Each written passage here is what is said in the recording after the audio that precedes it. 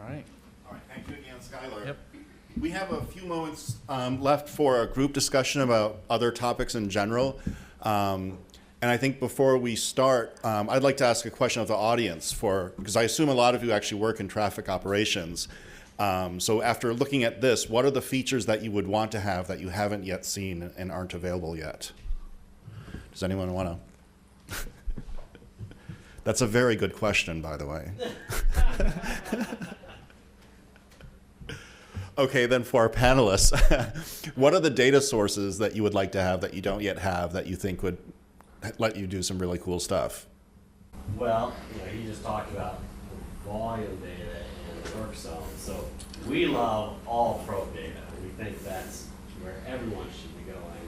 But right now, it's very difficult to to provide estimates of volumes from probe data. So if there was a ubiquitous real-time volume source like probe data, that's what we would do. Okay, I'll let Santa know. And I'll definitely speak on that because You guys can sit here or yeah, or speak in the mic. we're in the same situation that we aren't fully committed to index because of the volume issues and not having the volume, and it limits you in some of the performance measures. But in total agreements, probe data is kind of the way to go. But just with that key element missing, the other one that is a major, I guess, somewhat of a headache for us is work zone locations. The Iowa DOT at least doesn't know where half their work zones are. They use 511 to track their work zones, and even then they don't know when they actually do start or when they end or when what lanes are closed or anything like that. So a high quality work zone information would be as critical, I think, as well.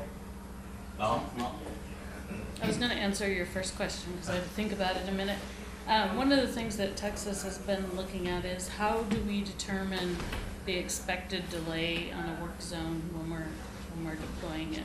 So TTI has been doing a lot of work in that, and basically taking data from work zones that you have and looking at the delays that were caused by how many lanes you had closed and everything, and trying to predict what's going to happen with the work zones that you're deploying. So that's actually something that has been a real problem for them. And that's something definitely a concern of the DOT, and they work with the University of Illinois. University of Illinois has like a little tool that they have that's based primarily just on the HPMS or highway capacity manual that estimates how much fuel they should experience or expect, and delay. I think it does delay. But that's ultimately what we want to do with the Traffic Critical Project Program is, since we have all this data on a bunch of work zones, can we use that to better predict what we should expect to see in the work zones, as well as what mitigation strategies would be most appropriate to mitigate some of that congestion. All right, Skylar. Speaking of the Internet of Things, how long before we start putting sensor chips in all those orange cones? I know the DOT is talking about it. So Really? Yeah. I was just making that up. Oh, they talked about getting onto the work zone location and everything. If you had a chip in your first barrel and your last. People are actually doing that? Yeah. And being able to get the work zone location based on those chips in the barrels. Wow. And then Iowa DOT is also working on a smart arrow board. So whenever you flip on the switch, that notifies the TMC that a work zone's active, and it knows which direction the arrows are pointing, so that they can be more informed of where actually that lane closure is. And there's a mic in the middle if you want to use it. I'm fine. Texas has been using this system called iCone that basically you put the cones out there and they network themselves together and record data and give them queue information back. They've been pretty happy with that. Yeah. What that has kind of gave you a speed. Yeah, it actually tells you what the queue backup is backup. too. Okay.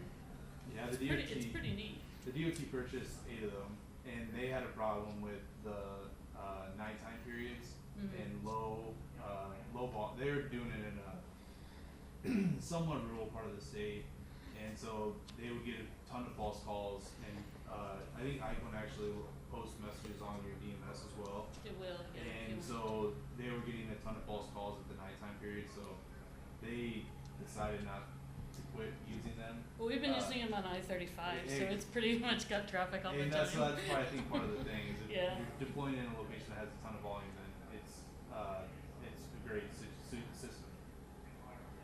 Was there one last question? Yes? For your workshops, how are they defined? It sounds like it's just where closures are occurring, or is it between the advanced warning signs, or is it the project limits, or how do you define your workshop? So the DOT has a consultant, SRF, that manages the work or the deployment of those. So that we normally go as far upstream as they'll put the sensors. So we don't have any input, or we tell them if we're seeing a ton of congestion in those specific location that they might want to add more sensors, but we don't have any other input outside of that. But they typically go in far advance of the farthest upstream of DMS. And we are out of time. Thank you so much to our panelists, Skylar Knickerbocker, Iowa State University, Michael Pack, CATT Lab, University of Maryland. This was so much fun. Thank you for coming. Class is dismissed.